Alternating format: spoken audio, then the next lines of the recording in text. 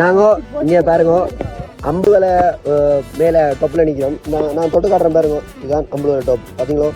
எங்கடைய எல்லாம் வந்துட்டு ஒரு மாதிரி இந்த லொரி அது அந்த கணக்கை வந்து சேர்ந்துட்டு தான் இடையே எறிகிறதுதான் கட்டினி மித்தி எடுத்தாச்சு. அப்படியே ஃபுல்லா எங்கடைய தான் நிக்கணும்.